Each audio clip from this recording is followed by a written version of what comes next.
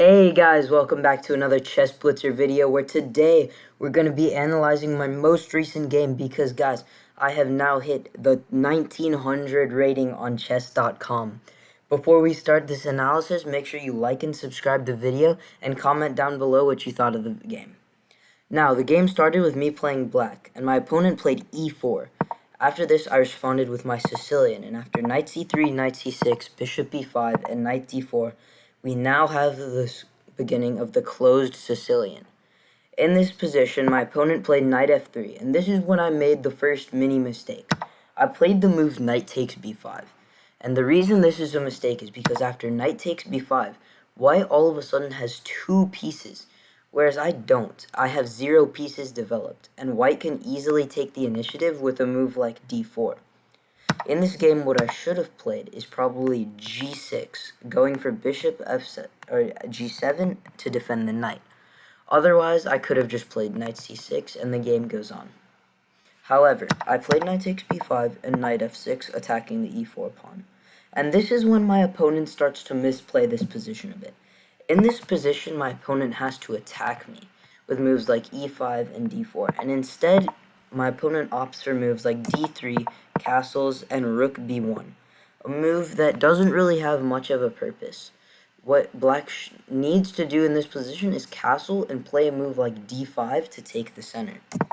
That's exactly what I do in this position, and after all of the exchanges, black is simply in a much better position because of the bishop pair and the much more centralized queen.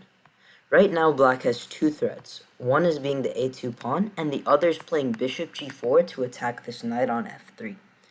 White defends with h3. However, this just simply drops a pawn with queen takes a2.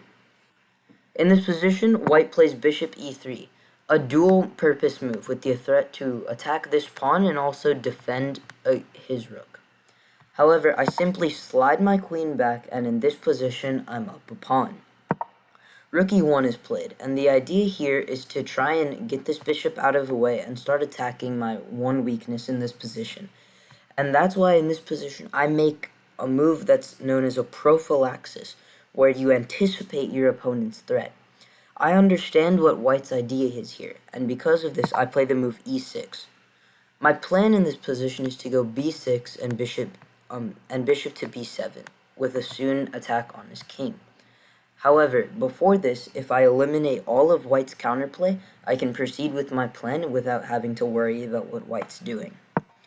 Knight g5 is played, a move that doesn't have much of a purpose, so I continue with my plan of e4, or of b6, knight e4, bishop b7, and after f3, which is forced, by the way, because of the threat is f5, where if the knight moves, there's checkmate on the board.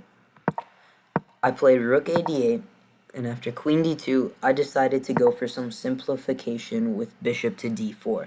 The reason I went for this is because I started understanding ideas that white may have with this and possibly knight f6 ideas, targeting both my queen and my king. That's why I go for some immediate simplification, and after takes, queen d4, this eliminates any threats that white could possibly have of forking my king or my queen. After c3, queen g7, a good move because it stops all of white's attacking ideas, I decided that I'm going to trade off these next pieces and develop my rooks with rook d7 and rook d8.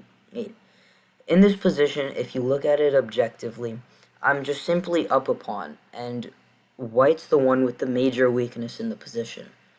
My plan is pretty simple here. I'm going to make slow improving moves and then eventually try to take the pawn on d3 or advance my pawn majority on the queen side. That's why rook e3 was played defending the d3 pawn, and after queen f6, rook d1, king g7, rook e5, I decided to start trying to improve the position of my queen with queen f4 and queen c7. I'm now ready to get the pawns rolling on the queen side. However, in this position, white makes a slight inaccuracy by playing queen e3. I do think this is not the best move because it all of a sudden limits how many squares this rook actually has to move to because it can no longer retreat. In this position, I play rook d5 to take away the e5 square from white's rook. And after c4, rook d4, and rook e5, I can now play either rook takes c4, where if pawn takes, I win this rook and I'm up a pawn, or I can win the pawn in another way by playing queen to d7, and now whatever white does, there is no way to stop d3. In the heat of the moment, my opponent tried to attack my pieces by playing the move queen to g5, and here I find the one move that wins automatically in f6, attacking both the queen and the rook and the pawn, and my opponent resigned in this position with 5 minutes on his clock. Thank you guys for watching, and if you enjoyed the video, make sure to like, subscribe, and comment down below, as well as share the video. See you soon.